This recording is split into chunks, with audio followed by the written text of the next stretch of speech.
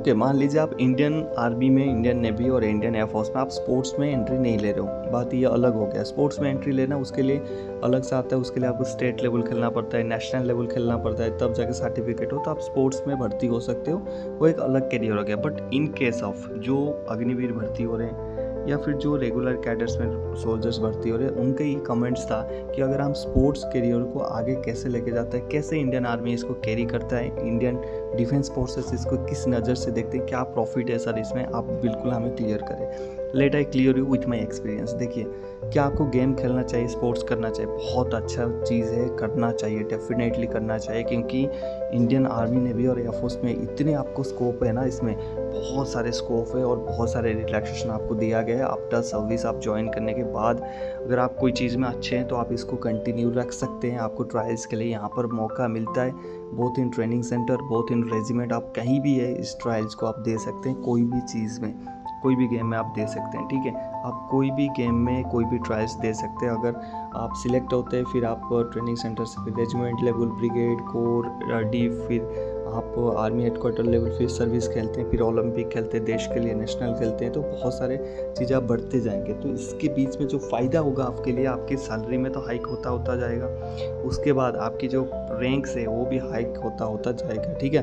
तो यहाँ पर सिर्फ फ़ायदा आपके साथ साथ आपकी जो करियर प्रोग्रेशन में बहुत फ़ायदा होता है। आप सबसे ज़्यादा अभी जो लेफ्टिनेंट कर्नल है, अभी मुझे ये कमेंट्स करके बताएंगे कि मैं किस लेफ्टिनेंट कर्नल की बात कर रहा हूँ, जिनको हम गोल्डन बॉय के नाम से जानते हैं। वो भी एक आर्मी में हवलदार की उसमें रैंक में एंट्री किए थे। किसमें? हवलदार की एंट्री में किए थे।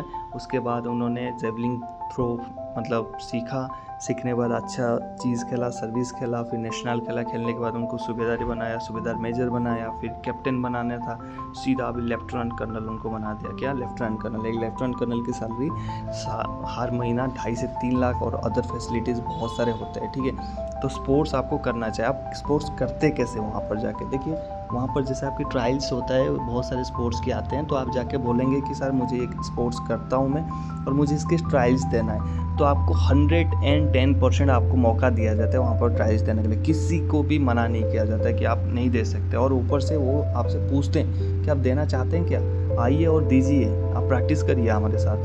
खैर, आप अच्छे नहीं हैं फिर भी आइए, अगर आपको इंटरेस्ट है खेलिए, गेम खेलिए हमारे साथ, फुटबॉल में, क्रिकेट में, किसी में भी जो भी गेम्स वहाँ पर चल रहे हैं। तो वहाँ जाइए, आपकी जो अहदेदार होंगे, आपके जो सीनियर्स हैं, उनको बताइए ये गेम में खेलता हूँ, घर में खेला हूँ, नेशनल लेवल, डिस्ट्रिक्ट लेवल बहुत अच्छा किया हूँ सर, मुझे इस पर मौका दीजिए। आपको दिया जाएगा, आपकी टेस्ट लिया जाएगा, उस टेस्ट के बेसिस पे आपको प्रैक्टिस के लिए एक्स्ट्रा टाइम दिया जाएगा।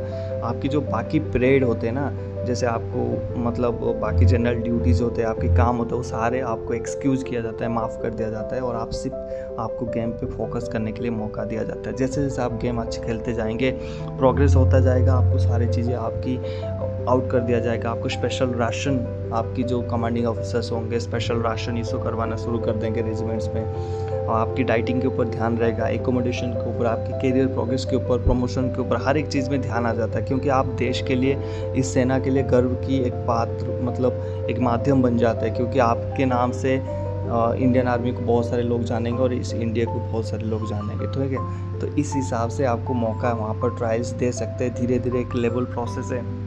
जैसे मान लीजिए आपने ट्रेनिंग सेंटर में खेला, फिर ट्रेनिंग सेंटर खेलने के बाद इंडियन आर्मी की आप training centre, all training centre के साथ खेलेंगे।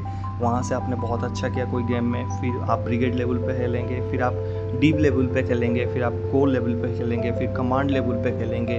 कमांड लेवल पे खेलने के बाद आपकी सिलेक्शन होगा सर्विस लेवल पे, आर्मी सर्विस लेवल पे गेम में आपकी सिलेक्शन होगा।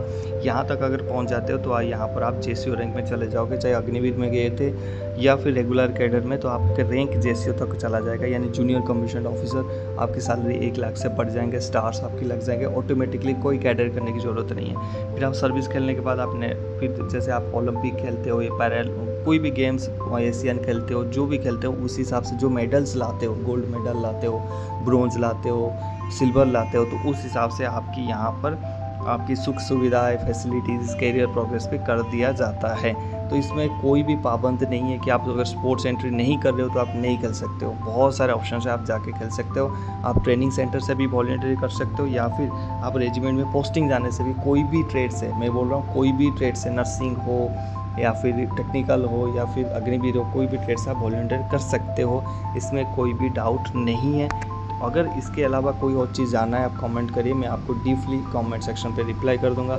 मिलते हैं नेक्स्ट टॉपिक में गाइस। जय हिंद, हैप्पी यूनिफॉर्म।